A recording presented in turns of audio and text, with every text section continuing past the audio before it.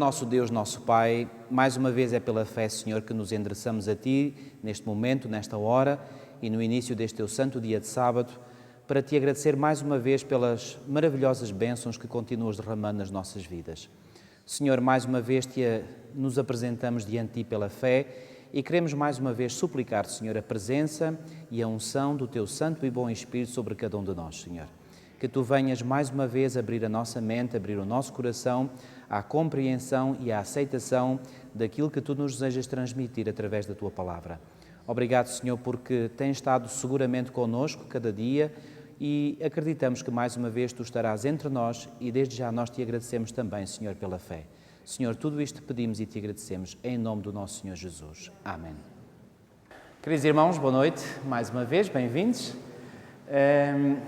Ontem, depois da nossa reunião, tive a oportunidade de estar com alguns irmãos aqui fora e eu gosto muito quando me são colocadas questões e gosto porque normalmente as questões indicam que a pessoa tem interesse e eu gosto de poder responder o melhor que sei e sobretudo através da Palavra de Deus, porque o que deve contar não é a minha palavra, mas é sim a Palavra do Senhor.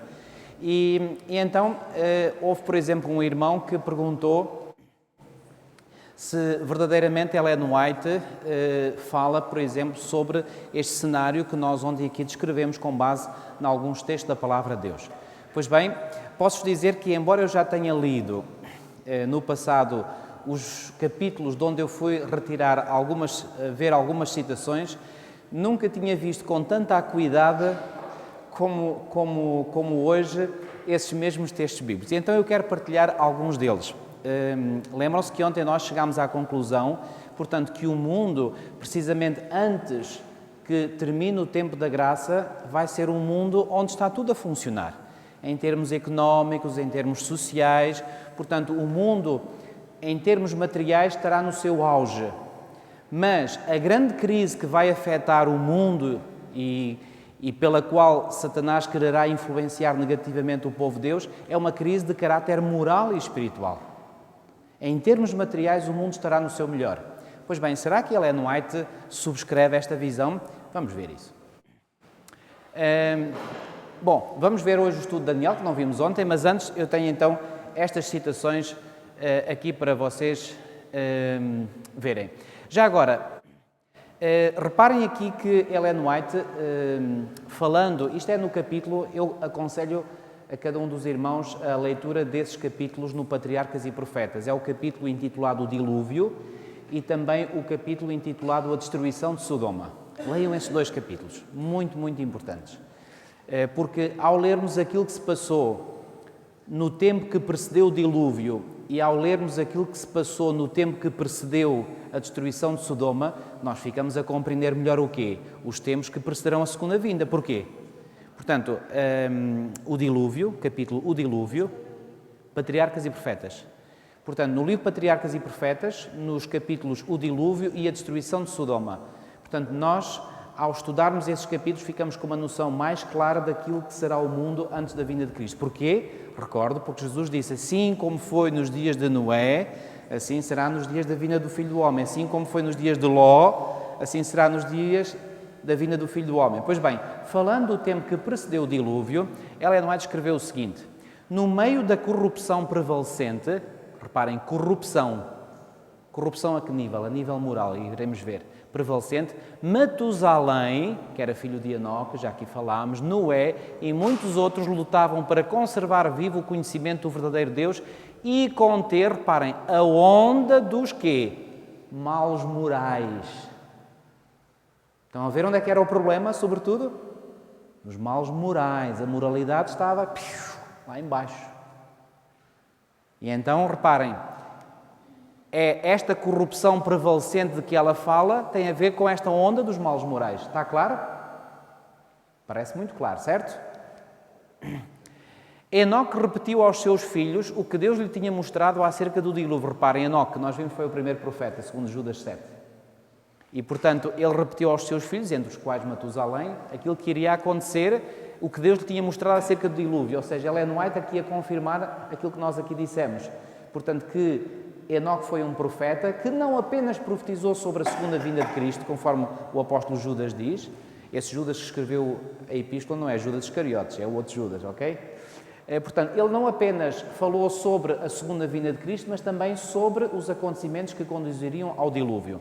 Então diz aqui, portanto, e Matusalém e os seus filhos que viveram até ouvir a pregação de Noé ajudaram na construção da arca. Isto é um detalhe, portanto, isto vem em Patriarcas e Profetas. Eu tirei este texto da nova edição da Publicadora Servir, aqueles novos livros que são bruxados ou encadernados, tem uma capa muito bonita, página 71. Agora reparem. Continuaram, falando ainda falando da geração antediluviana, continuaram com as suas quê? Festas e banquetes de glutonaria. Não parece aquele texto que nós lemos ontem em Tiago 5? Igualzinho. Comiam e bebiam. Agora reparem, Ellen White está a falar não do tempo que precedeu a destruição de Sodoma e Gomorra, mas do tempo que precedeu o dilúvio. E este não vem no texto de Mateus. Mas reparem, por comparação do texto de Mateus com o texto de Lucas, Mateus fala apenas dos tempos que precederam o dilúvio. Ló fala dos tempos que precederam a destruição de Sodoma. Mas se ambos estes eventos têm a ver com a segunda vinda de Cristo, então também tem a ver entre eles. E aqui Ellen White diz, plantavam e edificavam. Eu pergunto, se plantavam e edificavam, estava a economia a funcionar, conforme aquilo que eu ontem vos propus? Fazendo planos, reparem bem, fazendo planos a respeito das vantagens que esperavam adquirir no futuro. Quando é que as pessoas fazem planos? Quando há a possibilidade de poder executar esses planos. Porque quando um povo está... Reparem, porquê é que eu quero enfatizar bem este ponto? Porque eu não sei o que é que os irmãos pensavam, mas eu, durante alguns anos, eu subscrevi a ideia errada de que o mundo, à medida que ia caminhando para o tempo do fim, ia transformar-se num caos total, portanto, estaria tudo num caos, numa anarquia. Essa não é uma imagem correta, meus irmãos. E aquilo que eu vos estou aqui a apresentar é para que, se eventualmente vós tendes essa imagem vos seja desfeita da vossa mente. Repito, o mundo estará num caos, sim, mas em termos morais e espirituais, em termos materiais, de organização económica e de organização social, estará no seu melhor. Reparem mais uma vez. Plantavam e edificavam, fazendo planos a respeito das vantagens que esperavam adquirir no futuro. E continuaram a mergulhar na impiedade. Estão a ver qual era o problema? A impiedade, ou seja, a moralidade e a espiritualidade estavam em baixo. Num arrogante desafio às ordens de Deus, a fim de mostrar claramente que não tinham medo do ser infinito. Agora, sobre a destruição de Sodoma. Viu-se um lampejo de luz deslumbrante e uma nuvem de glória mais viva do que um relâmpago, desceu do céu e pairou diante da entrada da arca. A maciça porta... isto ainda é sobre o dilúvio. A maciça porta, que era impossível de ser fechada por aqueles que estavam dentro, rodou, vagarosamente até ao seu lugar, movida por mãos invisíveis. Noé ficou fechado lá dentro e os que rejeitaram a misericórdia de Deus fechados de fora. O selo de Deus estava naquela porta. Deus tinha-a fechado e somente Deus a poderia abrir. E agora reparem na comparação que ela faz. Assim como foi nos tempos de Noé, quando Cristo terminar a sua quê? A sua intercessão pelo homem culpado. Onde é que ele faz a intercessão pelo homem culpado? No santuário celestial, exatamente, no lugar santíssimo. O que é que nós vemos aqui? Que o evento para o qual nós devemos focalizar a nossa atenção não é tanto a segunda vinda de Cristo, mas é o fim do tempo da graça. Ou seja, quando Miguel se levantar, lembram-se, Daniel 12:1, e quando ele se levantar, o que é que isso quer dizer? Que terminou o julgamento iniciado em Daniel 7, quando eles se assentaram. E depois comparamos com o texto de Lucas 13, onde diz, quando o juiz se levantar e fechar a porta, quando ele se levantar, terminou o juízo, terminou a intercessão, e aí, então, a porta fecha-se. Então ela diz, quando Cristo terminar a sua intercessão pelo homem culpado, antes da sua vinda nas nuvens dos céus, quando é que isto acontece? Cristo terminar a sua intercessão, é na mesma altura da vinda ou é antes? Antes. Reparem, irmãos, eu tenho como método normalmente apresentar estas verdades numa base bíblica. Porque eu gosto de apresentar, mesmo quando estou a fazer estudos bíblicos com as pessoas, apresentar tudo numa base bíblica. Isto não é porque eu duvido de Ellen White, bem pelo contrário, mas nós devemos, de preferência, saber apresentar as grandes verdades em que nós acreditamos pela Bíblia.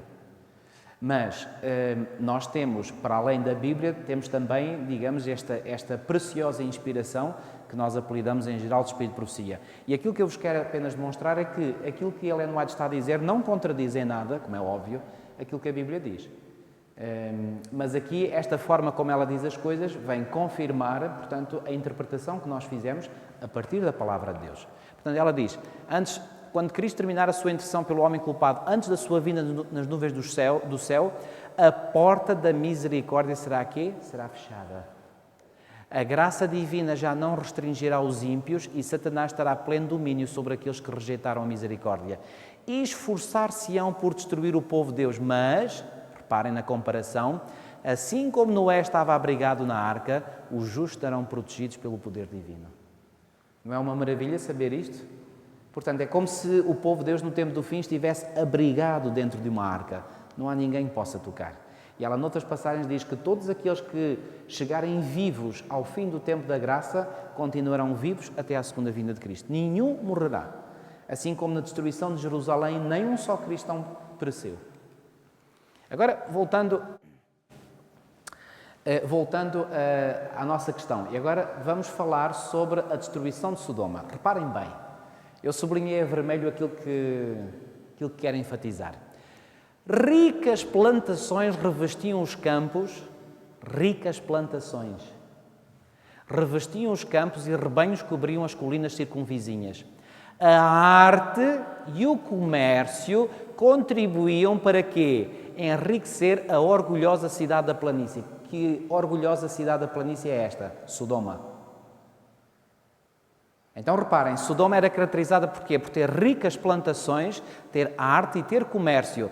E isto tudo contribuía para quê? Enriquecer. Pergunto, era uma cidade rica então, Sodoma? Foi isso que concluímos ontem? Foi exatamente. Está Ellen White a dizer algo contrário àquilo que a Bíblia diz? Não, pelo contrário, está a confirmar. Agora reparem, os tesouros do Oriente ornamentavam os seus palácios e as caravanas do deserto enchiam os seus armazéns de coisas preciosas que abasteciam os seus mercados. Os mercados de Sodoma tinham falta de alguma coisa? Tinham falta de nada. Reparem, de onde é que vinham muitas coisas? As caravanas do deserto, os tesouros do Oriente. É interessante que até neste pormenor, hoje vivemos numa altura em que grande coisa vem de onde? Do Oriente também, da China. A gente vai aos nossos mercados, é tudo made in China, made in China, made in China, made in China. É computadores, é televisores, é tudo, é bonecos, é brinquedos, tudo feito na China. Também vem tesouros, entre aspas, do Oriente. Até nisto, só hoje é que eu reparei neste pormenor. Até nisto é igual. Agora reparem, com poucas preocupações ou trabalho, todas as necessidades da vida podiam ser supridas. Quantas necessidades da vida podiam ser supridas em Sodoma? Todas. Faltava alguma coisa em Sodoma? Agora eu pergunto mais uma vez. Se Jesus disse que assim como foi nos dias de Ló, será nos dias da vinda do Filho do Homem, como é que nós podemos esperar que esteja o mundo antes da segunda vinda de Cristo? Faltará alguma coisa? Estará o mundo num caos em termos económicos? Isso é falso, irmãos. Essa visão é falsa. E reparem, nós temos que ser muito cuidadosos naquilo em que nós acreditamos, nós temos uma imagem bem nítida das nossas crenças. Porque aquela linguagem, o mundo vai estar num caos, é uma linguagem muito vaga. E nós podemos, embalados por essa ideia, pensar que está tudo num caos. É um caos universal. É uma anarquia completa. Pois bem, essa imagem não corresponde à verdade. Porque se estivermos à espera que o mundo esteja num caos e numa anarquia completa, nós podemos não estar preparados quando o fim chegar. Porque pensamos, isto, afinal, o mundo ainda não está num caos, está tudo a funcionar bem, então o fim ainda demora. Não, o fim vai chegar quando tudo estiver a funcionar. E se não ainda acreditam, venham ver comigo o que é que ela diz. Com poucas preocupações de trabalho, todas as necessidades da vida podiam ser supridas. E todo o ano parecia um ciclo de festas. Não vimos ontem também que, portanto, os homens no tempo do fim, portanto, se darão às festas, aqueles, sobretudo, mencionados em Tiago 5, portanto, andam nas festas, na matança, etc. Lembram-se? Agora reparem. A abundância que reinava por toda a parte deu origem ao luxo e ao orgulho. A quê? Não lemos em Ezequiel 16:49 que havia quê? Fartura de pão. Eu vos referi, fartura de pão não é só pão literal, é alimento em geral. E eu vos indiquei, hoje, quando nós vamos aos nossos hipermercados, falta lá alguma coisa? Aqui há uns anos atrás, foi em 2005, eu fui ao meu país natal, Moçambique. Fui com a minha mulher, fomos fazer campanhas evangelísticas daquele ministério do pastor Robert Falkenberg, Global Evangelism, que agora se chama Sherim, e fomos lá para uma cidade do interior de Moçambique chamada Chimoio, que ficava relativamente perto da fronteira com o Zimbábue. Imaginem, estávamos em 2005. Havia lá um supermercado que os sul-africanos, de uma rede sul-africana, o Shoprite, e nesse supermercado nós entramos lá, reparem, numa cidade pequena do interior de Moçambique, nesse supermercado até tínhamos leite de soja, chouriços de soja, tínhamos tudo, faltava nada. Só que os sacos que predispunham, punham lá à disposição para nós trazermos as coisas, eram uns sacos assim pequeninos. Nós ficámos muito admirados, depois perguntámos porquê. É porque os clientes que vêm ao supermercado em geral não levam muita coisa. Pudera, tem pouco dinheiro, mas o supermercado tem tudo. Em Angola, em 2008, estive lá em Luanda, um dos membros da comitiva, entramos lá num grande hipermercado e ele era assim para mim, estou impressionado, não falta aqui nada. Vocês saíam para a rua e viam lá muitas pessoas em necessidade. Como é que era a situação em Sodoma? Havia pobres e necessitados, lembram-se daquele texto de Ezequiel 16:49? Havia pobres e necessitados. E daí, aquele texto dizia que essa foi a iniquidade de Sodoma. Mas faltava alguma coisa em Sodoma? Nada. Nada. A abundância que reinava por toda a parte deu origem ao luxo e ao orgulho. A ociosidade e a quê? Riqueza. Endurece o coração que nunca foi oprimido pela necessidade ou sobrecarregado pela tristeza. O amor ao prazer era alimentado pela quê? Pela riqueza e o lazer. Ou seja, eram tão ricos, tinham tanta coisa, pois bem, por isso havia abundância de ociosidade. Não é isso também o que acontece hoje um pouco? Sobretudo as gerações mais novas que não precisam trabalhar, os pais têm tudo e mais alguma coisa, eles ficam em casa a fazer o quê? Jogos de computador e mais não sei quanto, não sei o que vai, tem tudo. Não é isso que estamos a assistir hoje em dia. E agora reparem, o amor ao prazer é alimentado pela riqueza e o lazer, e o povo entregou-se à satisfação sensual. Não há nada que os homens, reparem nesta declaração que ela faz, não há nada que os homens mais desejem do que riqueza e ociosidade. E, contudo, estas coisas dão origem aos pecados que causaram a destruição das cidades da planície. Agora reparem, meus irmãos. Saía o sol sobre a terra quando Ló entrou em Zoar, ou seja, depois da fuga que ele empreendeu a partir de Sodoma. Agora reparem. Os brilhantes raios da manhã pareciam falar apenas de quê? Prosperidade e paz. Quando começou o dia da destruição de Sodoma, como é que começou aquele dia? Os brilhantes raios da manhã pareciam falar apenas de prosperidade e paz. Prosperidade era aquilo que Sodoma conhecia, dia após dia, dia após dia. Prosperidade, digo, material. Porque como é que era a vida moral na cidade de Sodoma? Lembram-se quando os anjos foram lá visitar Ló? Quem é que os homens de Sodoma tomaram os anjos? Por serem homens comuns, o que é que quiseram fazer com eles? Ter relações homossexuais. Imaginem, Ló até lhes propôs as filhas, eles não quiseram os filhos, queriam os homens. Eram depravados até ao máximo. E finalmente os anjos, que eram anjos, na forma de seres humanos, tiveram que os cegar e a partir daí eles andaram lá às apalpadelas até que se cansaram e foram embora. Como é que era então a moralidade daquela cidade? Baixíssima. Tinha chegado ao ponto mais baixo. Pergunto, como é que é o mundo em que nós hoje vivemos? Em que há nação após nação, governo após governo, que anda a aprovar a homossexualidade e hoje em dia quase é um erro se nós dizemos mal da homossexualidade. Quer dizer, coitadinhos dos homossexuais, ninguém pode dizer mal deles. E quase as pessoas se sentem mal de dizer da homossexualidade. Quer dizer, qualquer dia a homossexualidade é que passa a ser o normal e a heterossexualidade o anormal. Mas que mundo é este em que nós vivemos? Isto é uma Sodoma autêntica. A propósito, irmão, deixa-me dizer, se há coisa que mais me arrepia, que mais me mete nojo, mas digo com toda a vontade, é a homossexualidade. Mete-me nojo mesmo. Repulsa-me até às mais profundas entranhas que eu tenho. E não venham, por favor, dizer que a homossexualidade não é uma coisa aberrante, porque é aberrante. totalmente aberrante. Não há palavras para descrever tamanha imoralidade. E isto é o mundo em que nós vivemos hoje. Ninguém venha dizer que eu não posso dizer que homossexualidade é uma coisa... Eu ainda digo com mais alto. Ai. Vivemos num mundo que é semelhante em tudo a Sodoma. E agora reparem. Os brilhantes raios da manhã pareciam falar apenas prosperidade e paz às cidades da planície. Começou a agitação da vida ativa nas ruas. Começou aquela cidade, um novo dia, da mesma maneira como tinha começado os dias anteriores? Exatamente da mesma maneira. Vida ativa. Como é que será quando terminar o tempo da graça no tempo do fim? Pois bem, eu posso imaginar. Os comboios vão continuar a levar passageiros dos subúrbios das cidades para as grandes cidades. Os metros, os autocarros, os carros, a confusão, o trânsito, os engarrafamentos, vai ser tudo igual. E vocês estão a acreditar que o mundo vai estar num caos? Não pensem nisso, amigos. Porque esse não é o quadro que a inspiração nos traça. E agora reparem. Homens seguiam os seus vários caminhos. Que caminhos? Preocupados com os quê? Negócios. Se eles estavam preocupados com os negócios, é porque havia negócios. Se havia negócios, a economia estava a funcionar, sim ou não? Sim. Mais, ou os prazeres do dia, súbita e inesperadamente. Algo que ninguém estava à espera, porque a vida seguia o seu ritmo perfeitamente normal.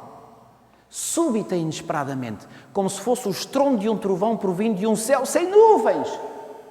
Não havia nada. Ainda se houvesse nuvens que fizesse prever uma tempestade, nada. Céu limpinho.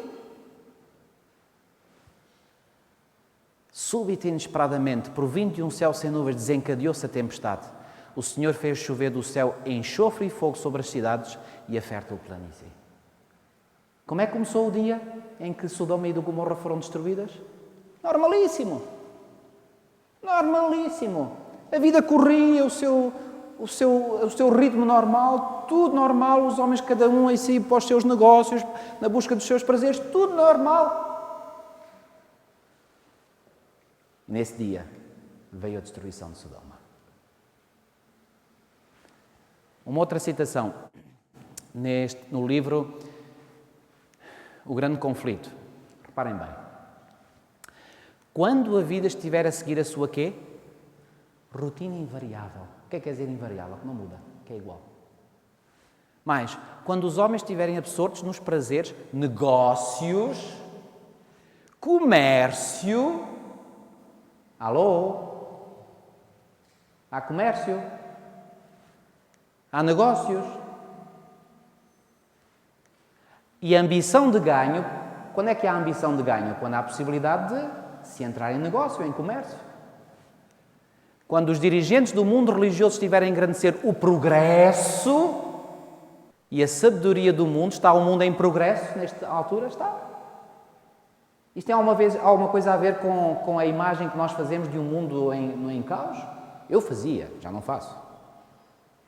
E o povo estiver a ser embalado numa falsa segurança, então, como o ladrão à meia-noite rouba a casa que não é guardada, assim sobrevirá repentina destruição, repentina, não é esperada.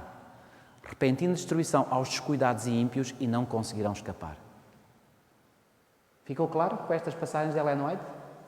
Que ela diz? Ainda tem a ideia que o mundo não vai estar numa situação normal? Agora, meus queridos, deixem-me dizer-vos isto claramente. Eu acredito na inspiração, naquilo que a Bíblia diz e naquilo que o Espírito de Profecia diz. Eu não vos consigo explicar como é que nós vamos chegar a este ponto. Mas uma coisa eu sei, que vamos lá chegar, vamos. Como é que vai ser exatamente o caminho para lá chegar, eu não sei todos os detalhes. Eu sei que esta vai ser a condição do mundo no fim. Deixem-me dar-vos um exemplo. Estamos no ano de 1975. Eu tinha 12 anos de idade. Recordo muito bem porque foi com 12 anos de idade que eu vim de Angola para Portugal. Eu nasci em África, em Moçambique, vivi em Moçambique, no meu país natal, até aos meus 10 anos de idade. Aos 10 anos de idade, eu e a minha mãe mudámos para Angola, o meu pai tinha ido uns meses antes. Vivemos em Angola, eu vivi em Angola entre os meus 10 e os 12 anos, finalmente, aos meus 12 anos, Custou-me essa mudança, já estava no início da minha adolescência, viemos para Portugal devido à confusão que houve nessas ex-colónias portuguesas, portanto, Angola e Moçambique estavam a caminhar para... Aliás, Moçambique já era independente quando viemos, Angola estava a caminhar também, nós viemos embora. E os irmãos recordam-se, aqueles estavam vivos, obviamente, recordam-se que nesse período, em 1975, houve muita confusão política cá em Portugal. Até veio a ser conhecido esse verão como o verão quente de 75. Recordam-se dessa expressão? Os que são mais velhos, verão quente de 75. Muita confusão, muitas greves, havia eventualmente... temia-se que eventualmente os comunistas tomassem conta do poder e depois houve aquela contra-revolução do 25 de novembro. Isso também me disse muito, porque na altura eu estava a morar em Rio Maior e Rio Maior foi uma das terras em Portugal que tomou ação no 25 de novembro porque bloqueou a Estrada Nacional número 1. Eu lembro que era miúdo, fui lá, aquilo estava tudo bloqueado, o trânsito não passava. Antes, no dia 13 de julho, lá em Rio Maior, tinham ido lá à sede do Partido Comunista, tinham tirado tudo pela janela abaixo. Portanto, foi um verão muito agitado. E eu recordo-me, nessa altura, havia muitos irmãos, sobretudo irmãos que tinham vindo de Angola, como nós, e de Moçambique, que temiam que cá em Portugal viesse a acontecer o mesmo em termos políticos como aconteceu em Angola e Moçambique, ou seja, que o governo cá pudesse também ir pelo mesmo caminho que estavam a ir os governos de Angola e Moçambique, ou seja, pelo caminho do comunismo. E uma vez nunca mais me esqueço. Aliás, eu durante anos me esqueci, mas aquilo ficou lá gravado na minha memória e mais tarde, no tempo apropriado, Deus me despertou. Estávamos à mesa lá em casa e eu recordo-me como se fosse ontem. Há tanta coisa que eu fiz nestes últimos dias que não me recordo. Mas isto recordo-me como se tivesse sido ontem ou hoje. Eu estava sentado assim à mesa e deste meu lado direito estava o meu irmão o mais velho, o Manuel, que já foi aqui pastor nesta igreja. E estávamos à conversa e acho que foi o meu pai que começou a falar qualquer coisa, o meu irmão disse, bom, vamos lá ver uma coisa, não temos que ter receio do comunismo, porque mais cedo ou mais tarde o comunismo vai cair. Bom, eu fiquei com as minhas antenas no ar e fiquei a pensar, bom, porquê é que o meu irmão está a dizer isso? E ele prosseguiu, e ele disse, bom, vou adiantar um bocadinho em relação ao tema que vou falar de amanhã. Ele disse, segundo Apocalipse 13, os dois grandes poderes que dominarão o mundo no tempo do fim são, e referiu o nome, amanhã vamos falar nisso. Ele disse, se há dois, não há três. Ora, uma vez que hoje nós temos duas grandes superpotências e uma dessas superpotências, que era a União Soviética, não faz parte da profecia, então mais cedo ou mais tarde esse poder vai cair. Ele fez esta afirmação. O que é que ele estava a dizer? Ele estava a dizer como é que ia cair? Não. Ele estava a dizer, vai acontecer isto porque a profecia diz. Como e quando, não sei, mas que vai acontecer, vai. Passaram-se 14 anos e um dia, claro, já era jovem, eu estava a trabalhar numa clínica em Carnaxide e estava lá um rádio na sala de enfermagem, estava sempre ligado. Tinha sido naquele ano que tinha-se iniciado uma rádio ali na zona de Lisboa, que depois se tornou nacional, que era a TSF. Estava sempre a dar notícias, TSF notícias, sempre. Chamou-me a atenção uma notícia que eu estava lá a ouvir. Era um jornalista da TSF que tinha ido para a Alemanha de Leste, estava lá a fazer uma reportagem qualquer e ele disse isto, os acontecimentos estão a ir mais depressa, que as próprias notícias. Foi esta a frase. E que notícias eram estas? Eram as notícias de que, pois bem, aqueles países o comunismo estava caindo. Eu digo-vos, eu naquele momento apanhei um eletrochoque da cabeça aos pés. Porque imediatamente a minha mente voltou 14 anos para trás, para aquela cena lá em nossa casa, onde nós estávamos à mesa, e eu ouvi da boca do meu irmão, não sei quando, nem como, mas que o comunismo vai cair, vai. Eu tremi da cabeça aos pés, literalmente. Eu disse, isto é mesmo a sério. Isto afinal não é brincadeira nenhuma. Digo-vos, aquilo me abanou de tal maneira, foi o princípio da minha conversão. E eu digo-vos a mesma coisa, irmãos. Estamos atualmente a viver uma crise. Parece que o mundo está a querer desabar. Em termos económicos parece que vai tudo desabar. Mas eu vou dizer, não sei como nem quando, mas que a economia vai outra vez entrar nos trilhos, vai, porque isto que nós vimos é o cenário que a revelação, que a inspiração nos dá para os últimos dias. Ficou claro este ponto? Há alguma dúvida ainda no ar? Agora, meus irmãos, ou acreditamos nisto ou não acreditamos? Eu acredito. Se nós acreditamos, podemos dizer, como o meu irmão disse em 1975, não sei como nem quando, mas que vamos lá chegar, vamos. E eu digo a mesma coisa. Não sei como nem quando, mas ao ver isto eu digo, bom, se a economia agora parece aparentemente estar de rastro, em algum momento ela vai ressuscitar. Porque aqui, quando chegarmos antes do tempo da graça, estará tudo a funcionar, como estava a funcionar antes do dilúvio vir e antes da destruição de Sodoma e Gomorra. Está claro o raciocínio? Bom, vocês têm paciência para agora irmos para o estudo de Daniel 11? Ora bem, vamos lá então. Eu vou aqui passar um bocadinho.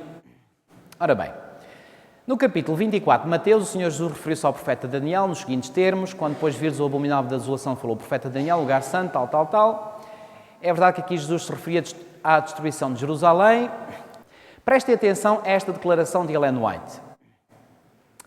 Reparem bem, Cristo preveniu os seus discípulos da destruição de Jerusalém e dos sinais que ocorreriam antes da vinda do Filho do Homem.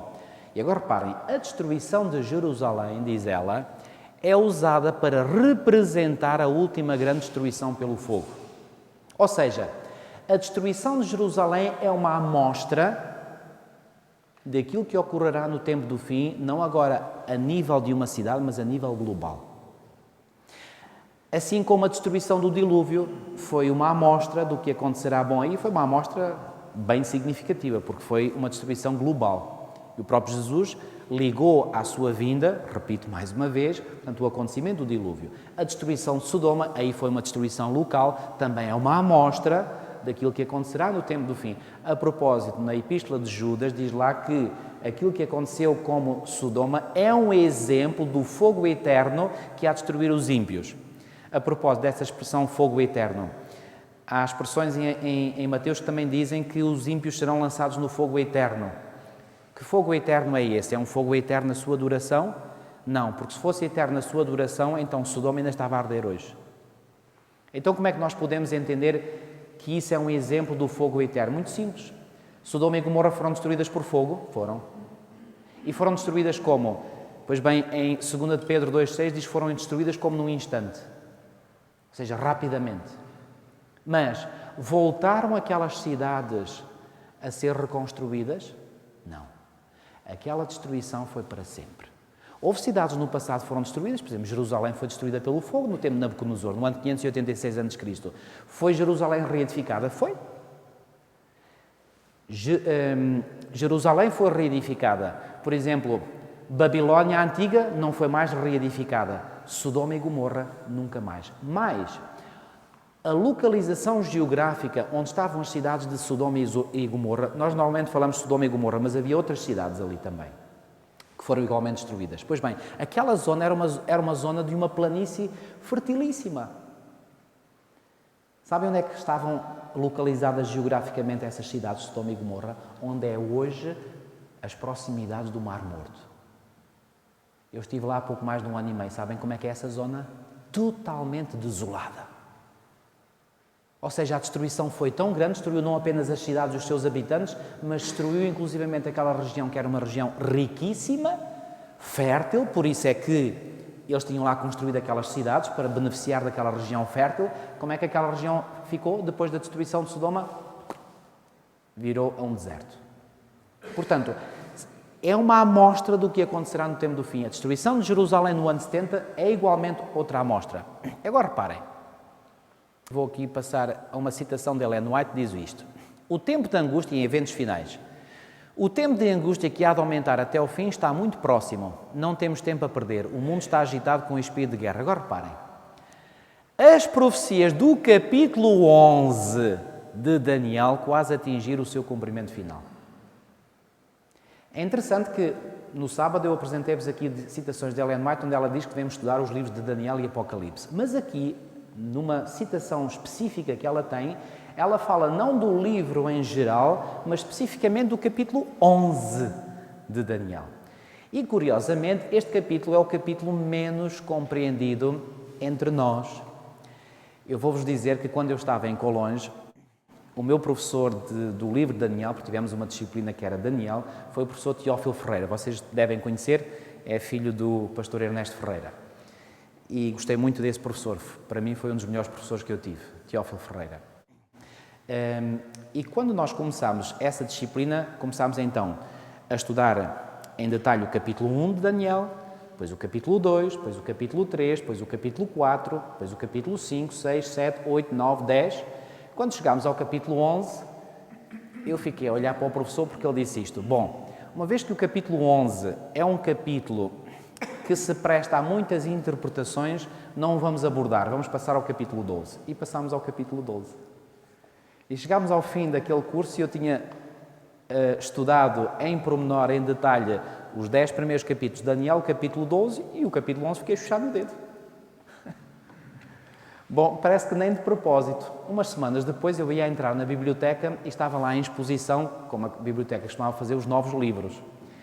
E quando eu ia entrar, chamou-me a atenção um livro de um autor que é um professor adventista, que já tinha sido professor em Colões, mas que agora era e ainda é hoje professor na Universidade de Andrews, nos Estados Unidos. Ele é de nacionalidade francesa, Jacques Ducamp. Então estava lá um livro dele e eu apercebi-me que era um comentário ao livro de Daniel. Bom, como vocês podem imaginar, a minha curiosidade foi pegar no livro e ver imediatamente, portanto, o quê? O sumário. Então tinha capítulo 1 Daniel, capítulo 2, e eu... Será que isto diz alguma coisa sobre o capítulo 11? Pois bem, tinha um capítulo que falava do capítulo 11 de Daniel. E então eu não perdi mais tempo, eu fui ler o que é que ele dizia sobre o capítulo 11. E desde esse momento, já lá vão 19 anos, eu fiquei de tal forma apaixonado pela descrição, pela interpretação, pela forma como ele interpreta o capítulo 11, que já estudei muitas outras interpretações, mas nenhuma me satisfaz tanto como esta. E é essa que eu vos vou apresentar. Portanto, eu chamo a atenção para o facto de que há outras interpretações na nossa igreja para o capítulo 11. Mas para mim, esta parece-me a mais consistente e a mais bíblica. Ora bem, eu vou andar um bocadinho depressa, que não quero hoje que saiam daqui muito tarde, mas vamos então ver este estudo do livro de Daniel. Portanto, estudo de Daniel 11. Ora bem, vou-vos mostrar, portanto, como é que é a estrutura literária deste capítulo. Há uma introdução no versículo 1, depois há a menção de um conflito perso-grego nos versículos 2 a 4, conflito este que é nada mais, nada menos do que a repetição daquilo que já disse Daniel 2 e que já disse Daniel 7 e que já disse Daniel 8. Portanto, Babilónia já está para trás, aliás, Daniel 8 já não mencionava a Babilónia, depois menciona a Medo-Pérsia e menciona os gregos. Depois vem Daniel 11, diz a mesma coisa. Portanto, isto ajuda-nos a nos situarmos no tempo. Ou seja, o início do capítulo 11 entra em sintonia com o capítulo 2, 7 e 8 de Daniel. Bom, depois, a maior parte do capítulo 11 fala num conflito entre os reis do norte e os reis do sul, já que vos referi previamente.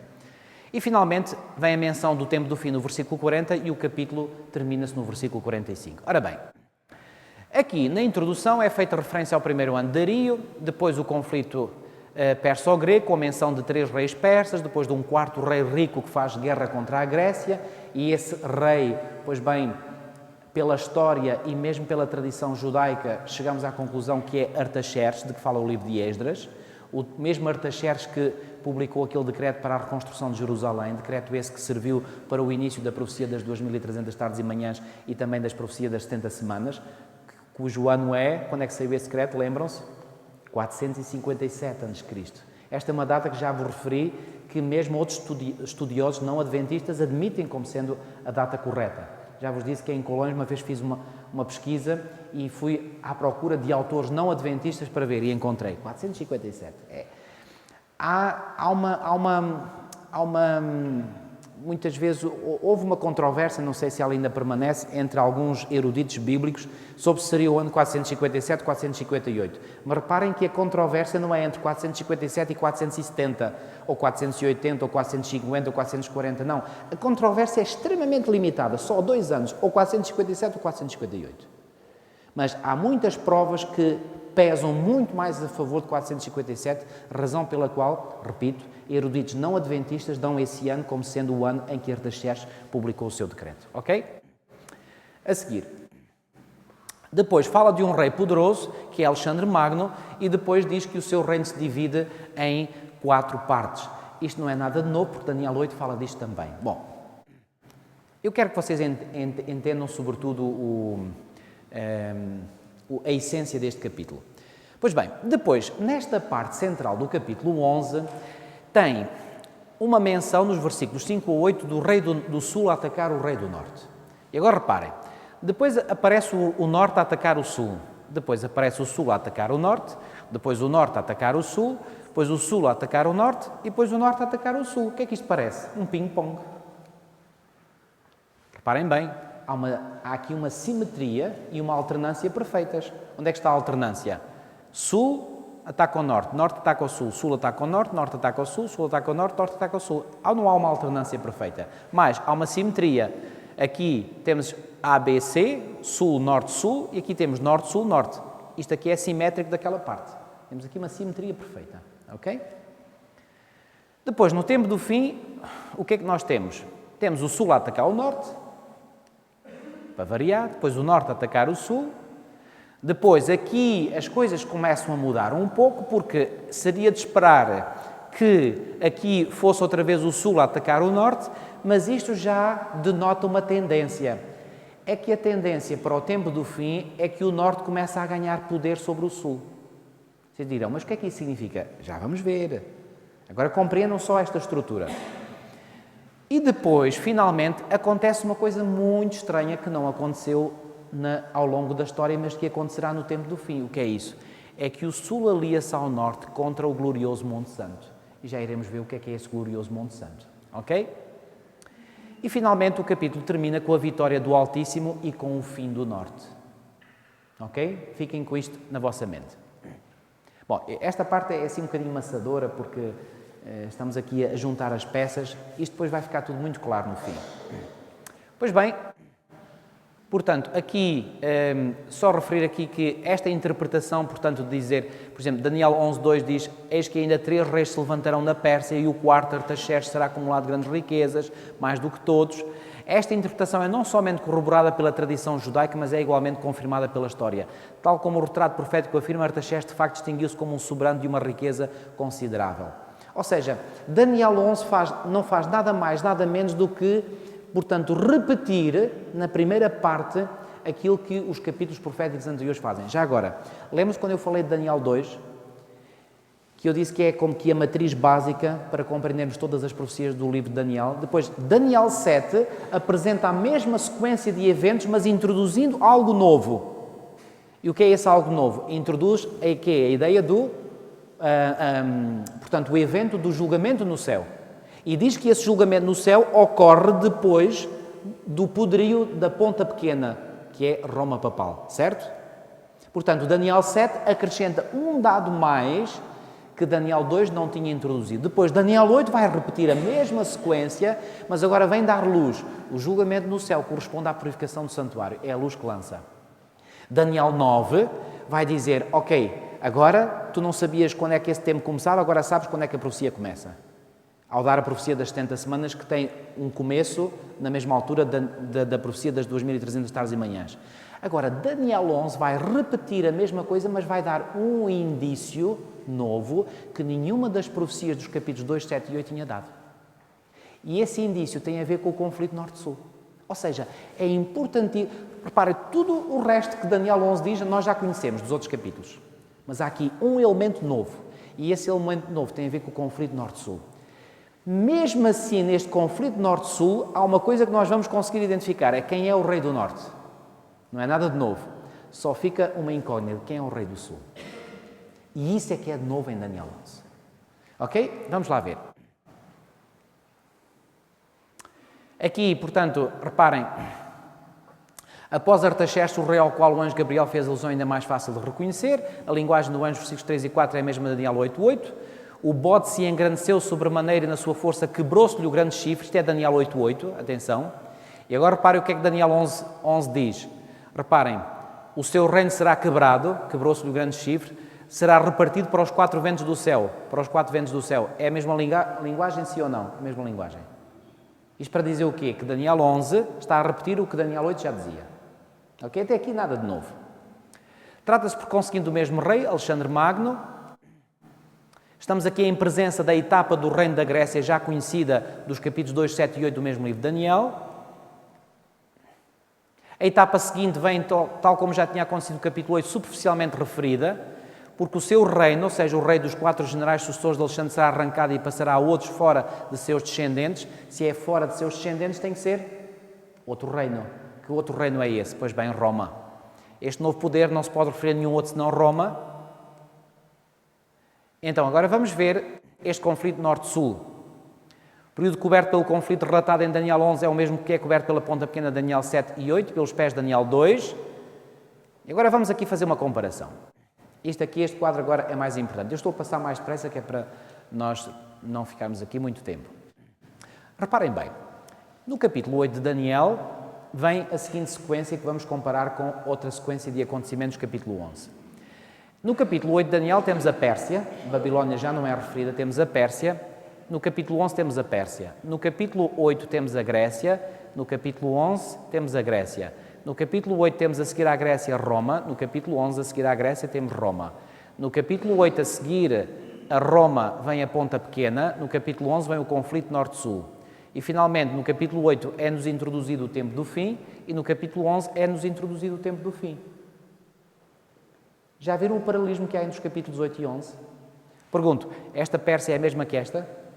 Claro que sim. Esta Grécia é a mesma que aquela? Claro que é. Esta Roma é a mesma que aquela? É. Este tempo do fim é o mesmo que este tempo do fim? É. Então o que é que será isto aqui? Não será o mesmo que isto? Fica evidente. Então, temos aqui o capítulo 11 a repetir essencialmente o que os outros capítulos...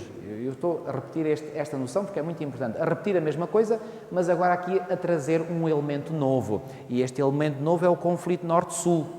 E, sobretudo, o que vai ser novo aqui é isto aqui, sul. Quem é o sul? Bom, vamos ver.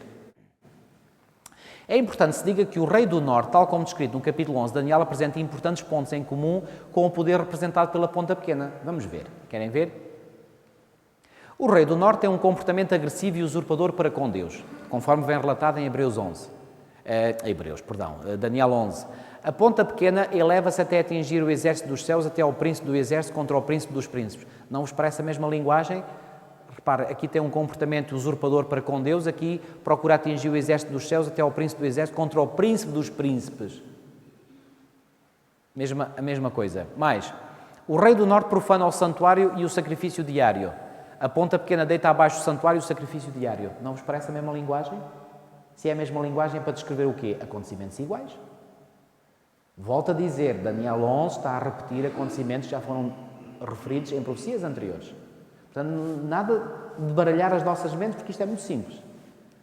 Mais, o rei do norte penetra na terra gloriosa ou no glorioso Monte Santo. Expressão simbólica designando a Palestina. Há estes textos que nós vamos ler e será contra a Santa Aliança. Ou seja, esta expressão glorioso Monte Santo é uma expressão simbólica que na Bíblia significa a Palestina. Porquê? Porque era no glorioso Monte Santo que habitava Deus na presença do seu povo. E este glorioso Monte Santo é mais particularmente, que Monte Santo é? É o Monte Santo onde estava o templo e nesse templo estava o lugar santíssimo e nesse lugar santíssimo estava a presença de Deus. Outras vezes chamado também o Monte Sião. Às vezes as pessoas fazem confusão entre o Monte Sião e Jerusalém. Não são exatamente a mesma coisa, se bem que o Monte Sião estivesse em Jerusalém, mas o Monte Sião é uma parte de Jerusalém. Jerusalém é mais vasto, o Monte Sião é uma parte específica. Era onde estava o monte. E nesse Monte Sião, onde foi estabelecido o santuário de Salomão, o templo de Salomão, era o mesmo Monte Moriá, onde que Abraão foi oferecer o seu filho Isaque. Muito interessante. Podíamos aqui referir mais uns pormenores interessantes, mas não vamos ficar por aqui. Bom, a seguir. A ponta pequena torna-se muito forte para com a terra gloriosa e destruirá o povo santo. Mesma coisa. Como o próprio nome indica, o rei do norte é originário do norte. De onde é que vem a ponta pequena? Pois bem, a ponta pequena do capítulo 8 de Daniel é originária do norte. Como é que nós sabemos? Porque diz lá que essa ponta inicia as suas campanhas e vai para o ocidente, vai para o sul e para o oriente. Bom, se vai para o ocidente, para o oriente e para o sul, de onde é que ela vem? Vem do norte. Ok? Finalmente, o rei do norte chegará ao seu fim, não haverá quem o socorra. A ponta pequena será quebrada sem esforço de mãos humanas. Não parece a mesma linguagem? O que é que nós podemos concluir? Podemos concluir que o rei do norte e a ponta pequena apresentam os mesmos traços de caráter, têm o mesmo comportamento, provêm da mesma direção, conhecem o mesmo destino trágico, cobrem o mesmo período de tempo desde a queda do Império Romano até ao tempo do fim. Aquela comparação que vimos entre Daniel 8 e Daniel 11. Conclusão. A conclusão é mais do que lógica. Que o rei do norte e a ponta pequena representam o mesmo poder. E que poder é esse? A saber, a Igreja, nas suas pretensões em ter atributos divinos e nos seus compromissos políticos. Está claro? Quem é o rei do norte, então? É o mesmo poder simbolizado pela ponta pequena de Daniel 8 e pela ponta pequena de Daniel 7. Nada de novo aqui. A história do conflito norte-sul, relatado no capítulo 11 de Daniel, é a mesma que é relatada no capítulo 8. Resta-nos apenas compreender o significado deste conflito e a sua eventual aplicação na história. Pois bem, reparem mais uma vez neste movimento alternado e simétrico. O sul ataca ao norte, o norte ataca ao sul, o sul ataca ao norte, o norte ataca ao sul, o sul ataca ao norte, o norte ataca ao sul. Ora bem, diz-nos este irmão, e é aqui que vem, digamos, para mim, o ponto essencial da sua interpretação, que perante esta alternância e esta simetria tão perfeitas, isto nos deveria imediatamente chamar a atenção de que estamos em presença de algo que não deveríamos interpretar de forma literal, mas sim no sentido figurado. Porque a alternância é perfeita demais. Vocês acham que na história foi sempre assim? Um ataca o outro ataca o outro... Não, isto tem aqui... Então, isto deve apelar para uma interpretação espiritual. Reparem bem, este caráter literário de regularidade e simetria deveria precaver-nos contra uma estrita interpretação histórica do texto bíblico. A estrutura literária do texto apela, por conseguinte, para uma interpretação espiritual e não literal. E se é uma interpretação espiritual e não literal, nós temos que então descodificar os símbolos, como aliás temos que fazer para muitos outros símbolos apresentados nos livros de Daniel e Apocalipse. Reparem, logo no capítulo 2 nós não descodificámos o que é que representava o ouro, a prata, o bronze, o ferro, o barro, a pedra. No capítulo 7 não descodificámos o que é que significava aquele leão com asas de águia, depois aquele urso com costelas na boca, depois com o leopardo com 4 cabeças, depois aquele monstro com dentes de ferro, unhas terríveis. Descodificámos esses símbolos. Aqui estamos na presença também de algo que nós temos que fazer, descodificar este símbolo, esta simbologia. Como? É muito simples. Reparem, a expressão norte-sul é uma expressão estilística utilizada na Bíblia num sentido simbólico, para exprimir a ideia de totalidade do espaço terrestre. Vocês dirão, mas como assim? Eu vou-vos dar um exemplo. Reparem, no Salmo 89, 11 e 12 diz assim: Teus são os céus, tu a terra, o mundo e a sua plenitude, tu os fundaste, o norte e o sul, tu os criaste. Reparem que aqui diz o mundo e a sua plenitude, e depois repete o norte e o sul.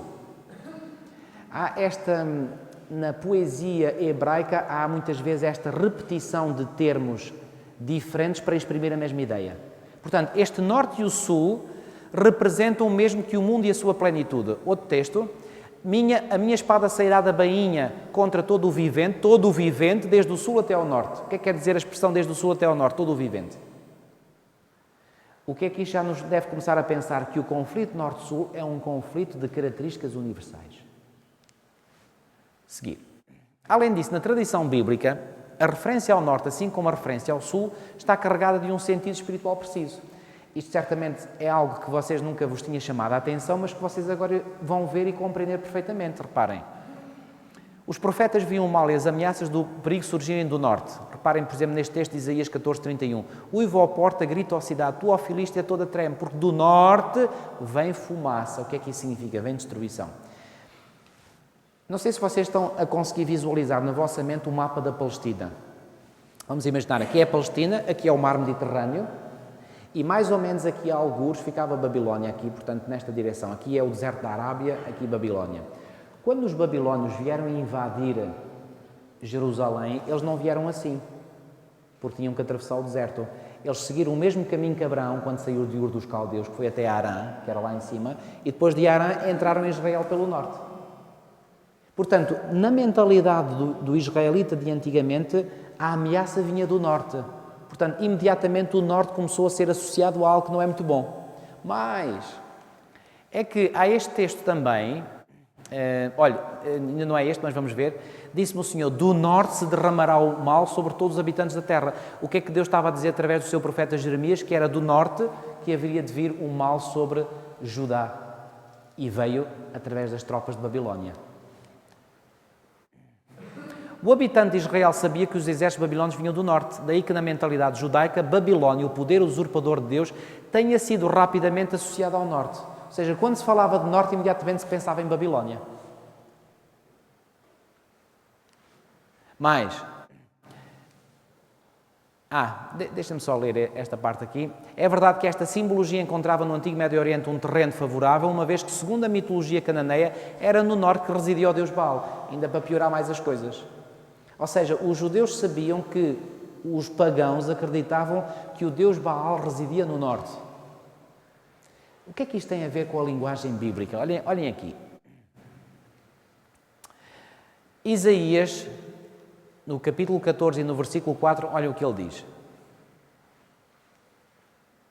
Tu dizias no teu coração, a referir-se a Satanás, eu subirei ao céu, acima das estrelas de Deus, exaltarei o meu trono, e no monte da congregação me assentarei, nas extremidades do norte. Onde é que Satanás se queria instalar? Nas extremidades do norte. Os pagãos acreditavam que o deus Baal residia no norte. Acham alguma semelhança? Interessante. Ou seja, para o judeu, o norte tinha uma carga totalmente negativa. Portanto, nas extremidades do norte, serei semelhante ao Altíssimo. Ora bem, por outro lado, o sul simboliza na tradição bíblica o poder humano sem Deus. A referência ao sul é associada ao país do Egito. Esta é a novidade no capítulo 11 de Daniel. E o Egito faz lembrar as asserções orgulhosas de negação de Deus feitas por Faraó. Em esse 5.2 encontramos este texto. Quem é o Senhor para que lhe ouça eu a voz e deixe ir a Israel? Quando Moisés e Arão se apresentaram diante de Faraó para deixar sair o povo de Israel, disse, quem é o Senhor? Ellen White, ela própria, diz que esta afirmação de Faraó foi uma afirmação que denotava ateísmo. A nação do Egito era uma nação ateia por excelência, ou seja, era um poder humano sem Deus. Já estão a compreender então qual é o significado espiritual do sul? Por conseguinte, os profetas interpretam toda a tentativa de aliança com o Egito como a expressão da confiança na força humana e por isso mesmo como uma negação de Deus. Reparem, ai dos que descem ao Egito em busca de socorro e se distribuem em cavalos, que confiam em carros porque são muitos e em cavaleiros porque são muito fortes, mas não atentam para o santo de Israel nem buscam ao Senhor, pois os egípcios são homens e não deuses, os seus cavalos carne e não espírito. Reparem, descem ao Egito em busca de socorro, não buscam ao Senhor. Ou seja, não se quer saber de Deus para nada e vai-se à procura do apoio e da força humanos. É isso que simboliza o sul. A propósito, sabem que em Apocalipse 11 veio uma profecia, não temos tempo de ver isso, que fala de Babilónia e fala também de Sodoma. E Ellen White também comenta isso. Concluindo, assim como o Norte encerra a ideia de um movimento religioso entre aspas, que pretende arrogar-se o direito de ser igual a Deus, o que é que Babilónia procura fazer? Ser igual a Deus. Isto é verdade, por exemplo, no poder católico romano. Tem a Igreja Católica Romana, o papado, a pretensão de estar no lugar de Deus? Absolutamente. Tem isto alguma coisa a ver com o espírito babilónico? Claro que tem. E o Sul? O Sul é um movimento humano que nega Deus. Venha ao diabo e escolha qual o melhor. É que um quer estar no lugar de Deus como se fosse Deus e é humano. O outro não quer saber Deus para nada, confia nele próprio. Isto é que é o Norte e o Sul. E estes dois poderes têm andado em luta ao longo da história. Querem ver? Vamos aqui avançar um bocadinho mais. A interpretação histórica deste conflito não é fácil. Vamos ver aqui só alguns exemplos. Pensamos, por um lado, no poder eclesiástico que se ergueu até ao ponto de querer representar Deus sobre a terra, com tudo o que isso implica de abuso, usurpação e enganos do Norte. Por outro lado, pensamos, por outro lado, nos movimentos filosóficos e políticos que quiseram negar a existência de Deus para recorrerem apenas à política e à razão humana. Isto é o Sul. Muito bem. Exemplo do poder do Norte. O poder da Igreja manifestado durante séculos consecutivos. E exemplos do poder do Sul. Querem ver? A perseguição dos imperadores romanos pagãos, que eram ateus. Mais, temos, por exemplo, o ataque intelectual neoplatónico. Eu poderia-vos estar aqui vários minutos a falar sobre isso, muito resumidamente. Alguns dos grandes teólogos, enfim, entre aspas, teólogos da Igreja nos séculos II, III e IV foram beber muito à filosofia grega. Sabem o que é que resultou? O que resultou foi que eles beberam de tal maneira junto aos filósofos gregos que trouxeram para dentro da teologia cristã ideias que não eram cristãs. Por exemplo, a ideia da imortalidade da alma veio aqui nesta altura. E os gregos não queriam saber nada com Deus. Portanto, era um exemplo típico do rei do Sul. Depois, correntes humanistas do Renascimento ao longo da história. Finalmente, a Revolução Francesa foi o clímax desta manifestação do poder do Sul e, finalmente, a Revolução Soviética com o surgimento de ideologias e governos materialistas e ateus. Eu tive um professor, ainda tive o privilégio de ter esse professor, já faleceu, Pierre Lanarès, que ele defendeu uma tese de doutoramento, onde ele dizia, mas muito bem provado, que a Revolução Soviética é filha legítima da Revolução Francesa. Porque a Revolução Francesa colocou no topo da atenção da nação francesa o ateísmo. O que é que fez a Revolução Soviética? Exatamente a mesma coisa. E vocês sabem que a Revolução Soviética deu origem depois à União Soviética, àqueles países ali da Europa de Leste que se tornaram comunistas, o comunismo depois espalhou-se para outros países da Ásia, da África, para Cuba. Os comunistas aceitam Deus? Deus não existe. Tudo o que nós temos que conseguir é pelo poder humano, pela razão humana. Típico da Revolução Francesa. Pois bem, vou passar esta parte. Ora bem, o que é que acontece no tempo do fim? No tempo do fim, estamos mesmo a chegar ao fim. Inicia-se com o ataque do Sul contra o Norte, cujo relato sobre e breve contrasta com a réplica pesada e estrondosa do Norte.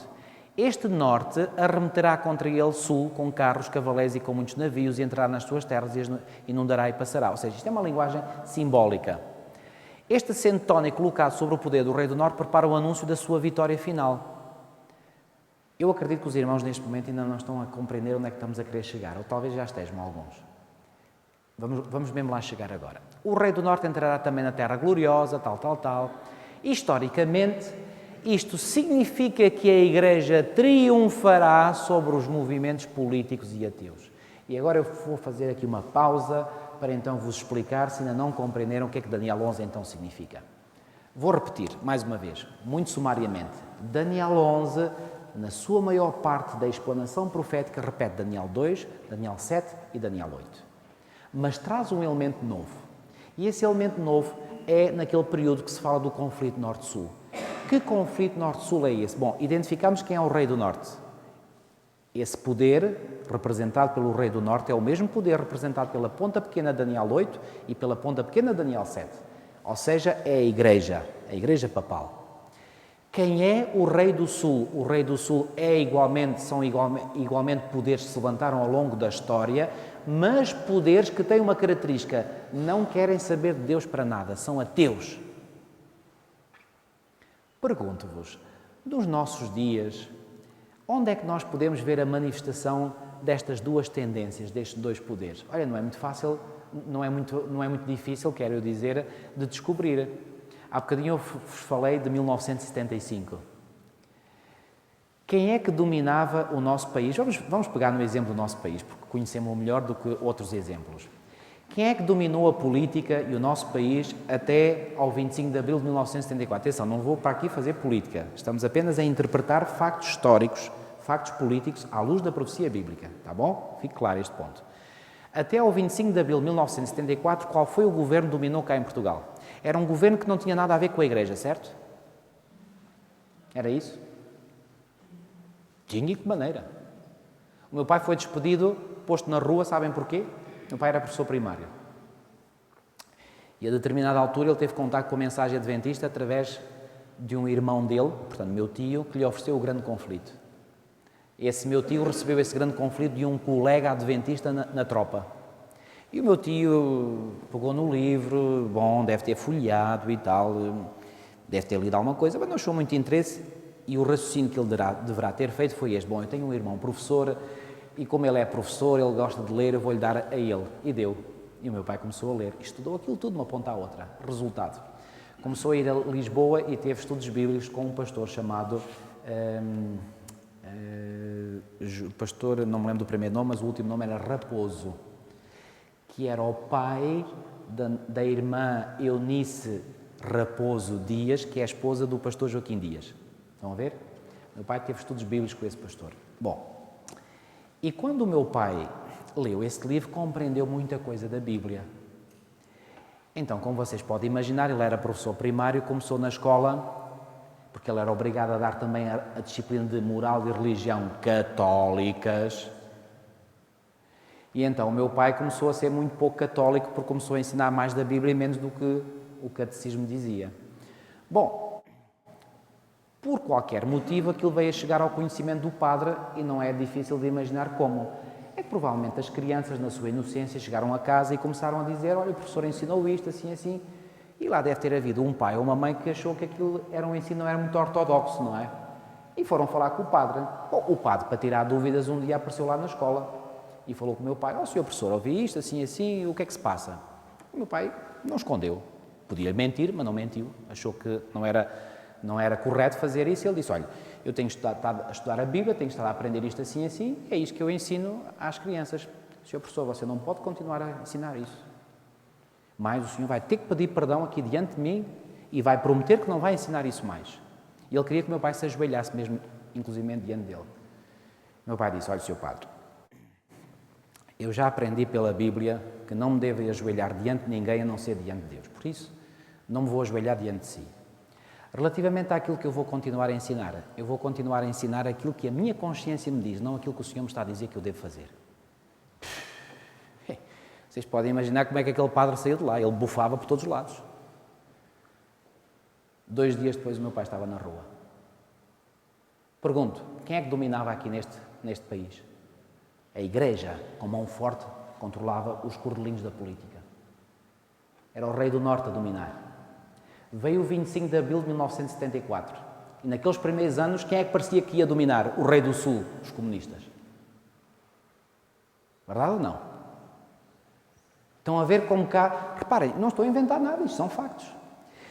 Eu, quando cheguei a Portugal em 1975, passado uns meses, fui viver para Setúbal. Mais me esqueço, dia 2 de março de 1976.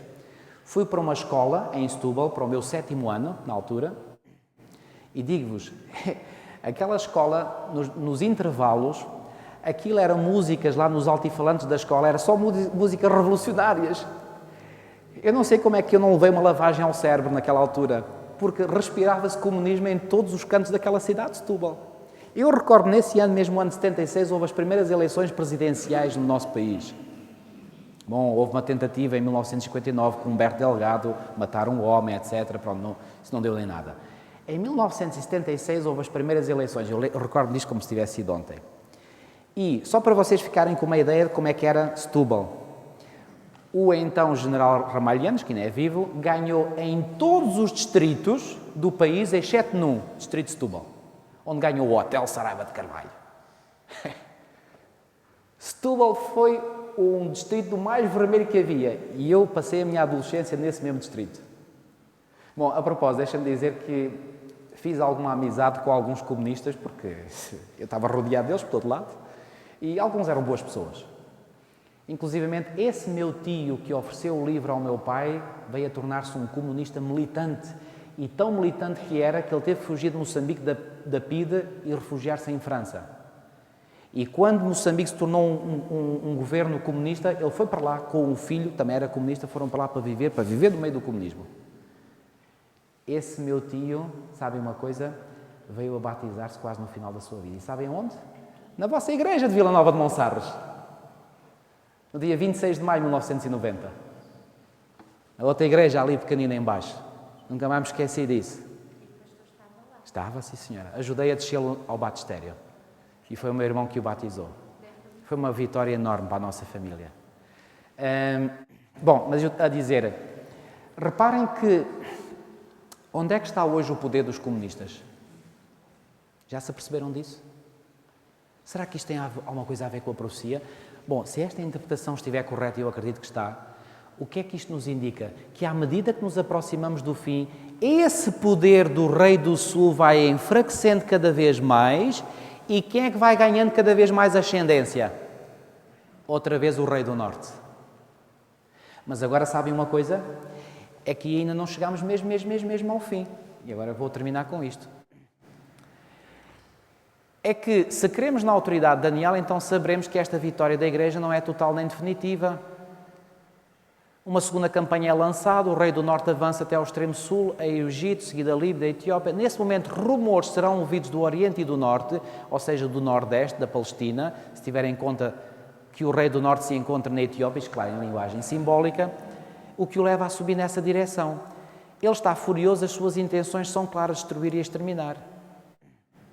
Ele não tinha tido sucesso anteriormente em levar a bom termo os seus desígnios, ocupado estava com as forças do Sul. Mas agora ninguém o retém. Aqueles que até ali o tinham combatido seguem agora atrás dele. Ou seja, lembram-se que naquela descrição inicial diz lá que no tempo do fim o Sul se alia ao Norte. Mas quem é que fica por cima e a dominar? É o Sul ou o Norte? É o Norte. Sabe o que é que isto significa?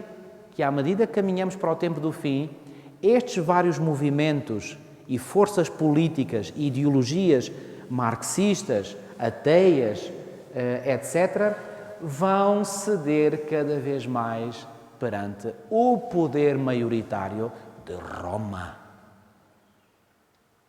E vai chegar um momento em que vão estar o Sul e o Norte unidos. E sabem uma coisa, amigos? Quando o Sul e o Norte se unirem, deve tocar uma campainha de alarme na nossa mente.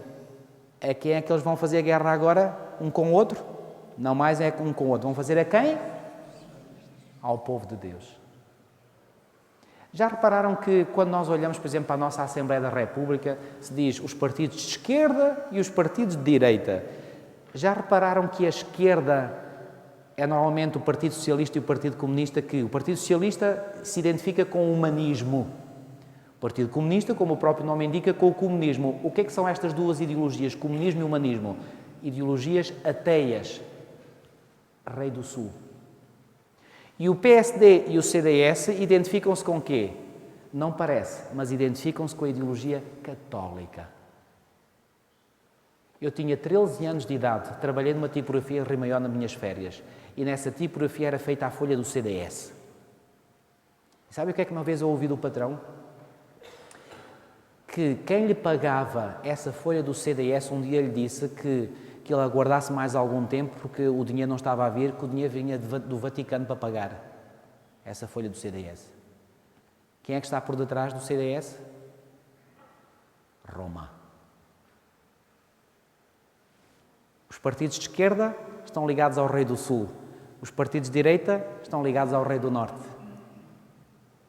Já agora, faço só aqui um bocadinho de parênteses. Não quero que ninguém se sinta mal com o comentário que vou fazer. Quando é momento de eleições, em que é que nós devemos votar? No Rei do Sul ou no Rei do Norte? Muito bem, irmão. Nem num nem noutro. É o que eu, pela graça de Deus, já faço há muito tempo, porque compreendi isto. Nem uns, nem outros são de confiança. Aliás, vocês podem ver, Aqui até que há uns meses atrás governou o rei do Sul, agora já está a governar o rei do Norte. Mudou alguma coisa? Eu fiz esta predição e o meu irmão corroborou esta predição comigo. O PS esteve no governo estes últimos anos, saiu. A minha predição é esta, nunca mais vai voltar ao poder. Sabem porquê? Porque o rei do Sul está a perder poderio e influência. E o rei do Norte vai ganhar cada vez mais poder. Olhem para a Europa. A Europa está cada vez mais a deslocar-se para a direita. Em toda a União Europeia há 2 ou 3 países que são socialistas, o resto é tudo já de direita. O que é que isto indica? Que a profecia de Daniel 11 está correta. O rei do Norte cada vez a ganhar mais ascendência. E finalmente os outros. Conhecem aquele provérbio que diz: se não consegues vencê-los, alia-te a eles. Quando os do Sul virem que já não têm mais hipóteses, vão pedir esmolinhas ao rei do Norte e vão se aliar com eles. E quando eles estiverem unidos, irmãos, enquanto nós vimos os nossos deputados ali na nossa Assembleia da República, os de esquerda e a direita, a brigarem uns com os outros, nós estamos bem. Bem, entre aspas. Quando eles começarem a ficar muito amiguinhos, cuidado, vem a borrasca. Borrasca para o povo de Deus. Já entenderam agora o que é que Daniel 11 quer dizer? Isto faz sentido ou não faz sentido nenhum? Faz. Pela primeira vez o Norte e o Sul encontram-se aliados um ao outro. Os povos do Sul reconhecem o Norte como o seu chefe e seguem-no num último ataque contra quem? O glorioso Monte Santo. Eu vos disse que esta expressão glorioso Monte Santo refere-se à Palestina. Quem é que morava na Palestina? O povo de Deus. Então, em termos simbólicos, o que é que isto significa? O ataque contra o glorioso Monte Santo significa o quê? Um ataque contra o povo de Deus. Quem é que vai fazer isto? Todo mundo que agora está unido vão fazer um último ataque contra o povo de Deus. Nos Estados Unidos, já uma vez li um artigo de um irmão nosso, o Partido Democrata identifica-se mais com o Rei do Sul, o Partido Republicano mais com o Rei do Norte, apoia a extrema-direita protestante, dura, lá dos Estados Unidos. Vão-se eles unir? Completamente. Para terminar, conclusões finais. No tempo do fim, poderes que se antagonizaram durante séculos se unirão. Essa união será liderada por quem? Já aqui disse e volto a repetir, pelo Rei do Norte. O poder que se opõe se levanta contra tudo o que se chama Deus ou é objeto de culto, a ponto de assentar-se no santuário ostentando-se como se fosse o próprio Deus. Como se fosse o próprio Deus. Isto é espírito que é do Rei do Norte, já vimos. Babilónia, que está no lugar de Deus. Dessa união de poderes outrora antagónicos resultará uma coligação que intentará fazer guerra com grande furor, é a expressão bíblica que está lá em Daniel 11, com grande furor, em Daniel 11:44, contra o povo de Deus. E porquê? Porque este da sua terra emitiu rumores. De facto, os sábios entre o povo ensinarão a muitos. Que rumores são estes? É que o povo de Deus começa a ser incómodo. E como o povo de Deus está a ser incómodo para estes poderes, eles agora sentem que o povo de Deus é uma ameaça comum para eles. E se é uma ameaça comum, há que se unir, há que unir forças para agora ir em luta contra esses desgraçados que estão a falar demais. E o que é que acham que o povo de Deus está a fazer ao falar demais? Está a pregar o Evangelho.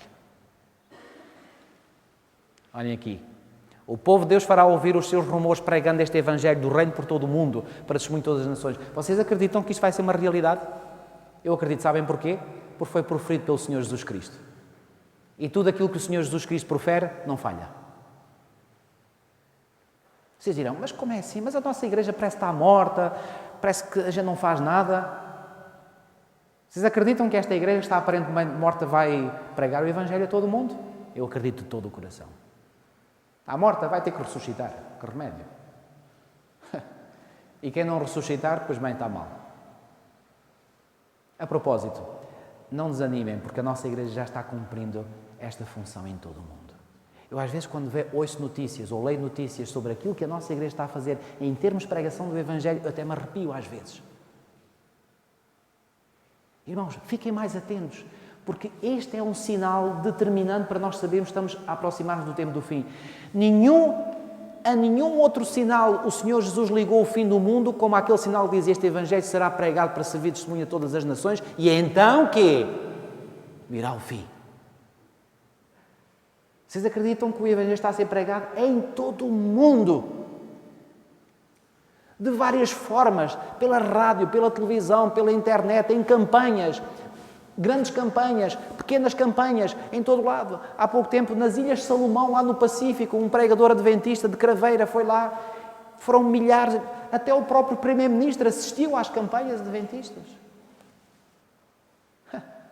Na América Latina está em fogo. Agora, esta primavera árabe que começou agora no início deste ano, ouviram falar desta expressão primavera árabe? Viram estas revoluções sociais que já levaram os ditadores da Tunísia, depois do Egito e agora da Líbia? O Gaddafi estava há 42 anos no poder, foi varrido em questão de meses. O que é que isto significa? Significa que grandes revoluções estão a acontecer neste país, sabem para quê? Para abrir as portas para o Evangelho penetrar nessas nações, porque há almas sinceras nestes países. E sabem que a Primavera Árabe começou em dezembro do ano passado e sabem que foi mesmo nesse mês de dezembro que a nossa Conferência Geral abriu um canal da Hope Channel, que é a televisão mundial adventista para os países árabes. Foi em dezembro. Será coincidência? Para mim não é coincidência. No momento em que a Igreja de Deus se apronta para começar a pregar em força o Evangelho para esses países, nesse mesmo mês inicia-se uma série de revoluções nesses países. Será por acaso? Meus amigos, para mim não é por acaso. E desde que começou esse canal adventista, são centenas e centenas e milhares de e-mails de muçulmanos a pedir: queremos saber mais da Bíblia, queremos estudar a Bíblia. Muçulmanos! Não são cristãos, muçulmanos querem aprender da Bíblia e de Jesus Cristo. O que é isto, irmãos? Eu arrepio-me quando leio estas notícias. Deus está a trabalhar poderosamente através do seu Espírito Santo. E vai chegar um momento em que estes poderes vão se aperceber que há um povo neste mundo que está a falar demais e está a emitir rumores demais. Então há que unir forças para ir contra esse povo. Mas sabem como é que a profecia acaba? Acaba desta maneira. Diz que armará as suas tendas palacianas entre os mares, isto é o mar Mediterrâneo e o mar Morto, ou seja, os dois limites extremos do país de Israel, contra o glorioso Monte Santo. O povo de Deus sentir-se-á cercado de todos os lados sem qualquer possibilidade de fuga. A salvação só poderá vir de cima, mas a derrota total e definitiva virá sobre o rei do norte, mas chegará ao seu fim e não haverá quem o socorra. A profecia de Daniel 11 diz que quando os povos deste mundo, liderados pelo rei do norte, fizerem um ataque final contra o povo de Deus, é assim que termina Daniel 11, vem Daniel 12, diz: levantar-se-á Miguel. E o que é que Miguel vem fazer? É o defensor dos filhos do teu povo. Irmãos, se isto não vos arrepia, se isto não é boas novas para vós, eu não sei o que é que vos pode dar mais ânimo e coragem. Deus está no controle da história. Quando os povos do mundo se unirem contra o povo de Deus, Miguel levanta-se. E quando Miguel se levantar, cuidado. Meus amigos, estamos do lado do vencedor. Podemos vir a sofrer, certamente que sim. Podemos vir a sofrer perseguições, podemos vir a sofrer escárnios, não digo o contrário. Mas se formos perseverantes no Senhor, iremos ser vencedores com Ele. Repito, estamos do lado do vencedor. Estamos, eu gosto de dizer esta expressão, condenados à vitória. Onde estamos nós no cumprimento profético de Daniel 11? Repito aquela citação de Ellen White: o tempo de angústia que há de aumentar até ao fim está muito próximo. Não temos tempo a perder. O mundo está agitado com o espírito de guerra. As profecias do capítulo 11 de Daniel quase atingiram o seu cumprimento final. Fiquem atentos.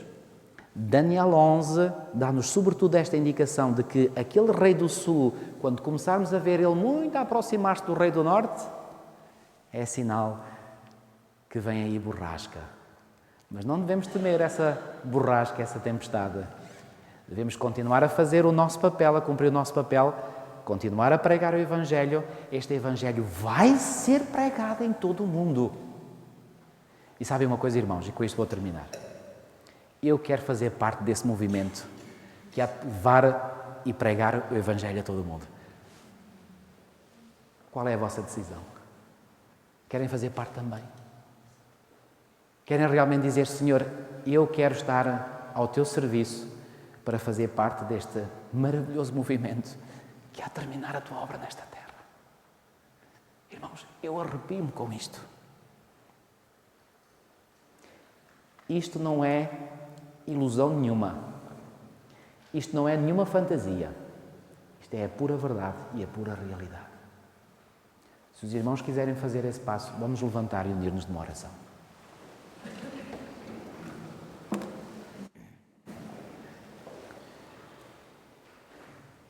Senhor nosso Deus, nosso Pai,